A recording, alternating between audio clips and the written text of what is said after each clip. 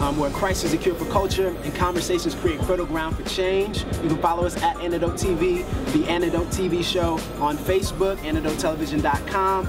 We have a special guest with us today. We are live right here at the ManUp Conference 2012 in Atlanta at the Georgia World Congress Center, where there's 2,000 unashamed young men who are passionate about Jesus. And we ran into this brother. We've been following him for a long time. His name is Ruslan. That's not Ruslan or Rylan, that's Ruslan from theBREAX. He's a talented MC. We've been working on Never Arrive for like 4 years, 3-4 years. We started shopping for beats back in, I want to say 2007, 2008. So that's when we got like the Hezekiah beat to Come With Me, you know, the Exile beat, Appreciate You. So we've been just picking stuff and putting it to the side with the intent of making, you know, this album that we knew was going to be like our best work. So we really, you know, from the producers to the collabs to the amount of time we spent mixing it, the mastering, the artwork, like we really wanted it to be very specific, and it's really an album we've been thinking about. We didn't think about the name. We didn't develop the name until about 1.5 years ago we came up with the name, but the whole process has been very cool.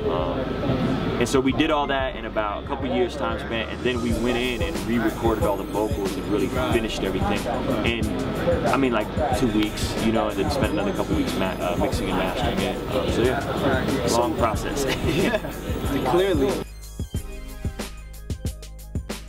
The big idea is never arrive in humility, strive for greatness.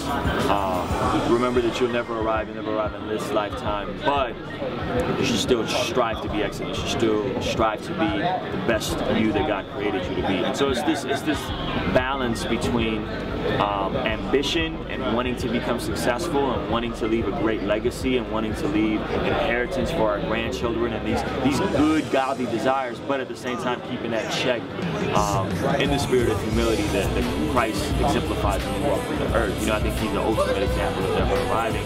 Obviously he did arrive because he's Jesus, but walk a humble, meek life amongst people, however, was the greatest man to ever walk on the earth. But you may not have known that about him. So for us, like, we have to constantly remind ourselves to remain humble, to remain approachable, to remain, you know, just with the people. Like, I'm not with being a superstar or, you know, hanging out in the green room, all the shows. You know what I mean? Like, clearly, he's not with me. I'm amongst people, and I love people, and that's something that like never arrived. Like that's like a mantra of ours.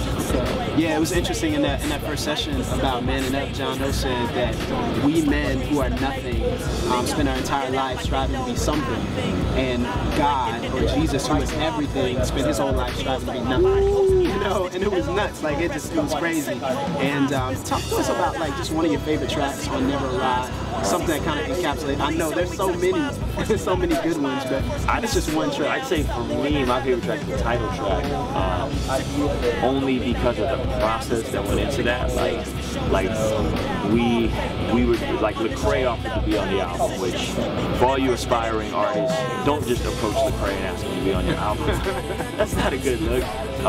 He offered to be on the album, and you know, at first I was like, oh, I'll worry about that. Yeah, well, let me see. I'll get back to you. I could fit you in somewhere, you know. And I don't know, I'm on the flip side, I'm like, yo, this guy want to be on the album. You know what I mean? So we had a bunch of beats. I kept sending him beats, and you know, he's a busy dude. And so finally, he was in San Diego, and I just kidnapped him and took him to the studio. It was like 3 in the morning. We went to the studio after he had did a conference and shot a music video with Tadashi the same day he did the Dumb Dumb video. So we went to the studio in Southeast, which is like, you know, hood.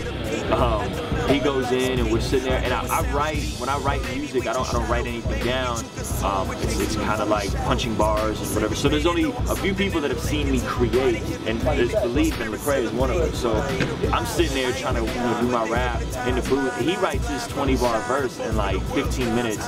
I'm at 8 bars, you know, like I'm not even halfway there. And so that whole experience was dope. And so we did it then, and then we got the beat finished. It was just a skeleton of the beat, and then JR came, did the hook, and we we did the hook, we wrote the hook, spent, you know, probably like 25, 30 hours mixing that one song alone. And so it was like it was a very, very like, you know, labor-intensive song, but I'm happy with the way it came out, even though, you know, I don't really know how other people feel about that song, but that's one of my favorite songs because of the process and the backstory to it. And then literally shooting the song, we got done at 4 in the morning. I remember dropping Lecrae and Alex off at the studio, I'm sorry, at the hotel at 4 in the morning, getting up the next day, picking them up at like 1:30 p.m. and going and shooting the music video. I had just finished my rap because I only finished 8 bars, went home, did the rap in the morning, got up, and literally shot the music video the next day. So me and Lecrae, you know, I wish somebody would have got, but we're walking back and forth trying to remember our lyrics, you know, and then the thing is they had a show, so Alex, who's Lecrae's assistant, is like, yo, y'all got 45 minutes. Man. Like 45 minutes, you know what I mean? So shot the video, mine and Lecrae's parts in 45 minutes and just banged it out. And yeah, so the backstory and just that whole experience was really cool. I think Christians oftentimes make it too easy. I think Christians is like, oh, he's talking about the Lord. Woo! That's just not where we come from. We come from going to open mics and being in front of a bunch of people that not only do they not believe what you believe, but are hostile towards what you believe. Yeah. So you have to be dope. And it's not just diluting. Anybody who's ever seen us perform very early and clearly understands that we're Christians. Yeah, you know, because we do a lot of events where we're in front of a non-Christian audience. They figure it out rather quickly. And so I think a lot of times that may be Christians who feel like we should do things a certain way or say things a certain way. And so I think we can be, and we are Christian without being churchy, without being lofty and theological. Like I think we're sounding lofty and theological. You could be Christian and theological without sounding churchy and preachy. And that's really what we're, you know, the heart of what we're trying to do. So positive hip hop from a biblical worldview. The flip side is, I mean, I think hip hop can be positive. I think there's a lot of positive hip hop out there. So you can check us out on theBREAX.com, TheBREAX with an X, at theBREAX on Twitter, on Facebook, Facebook.com/theBREAX. We're on Tumblr, we're on Pinterest, everything, Instagram.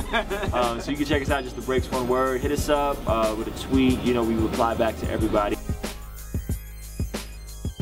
On the Antidote Television show, I'm your host, Tyler Burns, where Christ is a cure for culture, conversations create fertile ground for change, and as I always tell you, you've just been handed the antidote, but it's up to you what you do with it. Peace.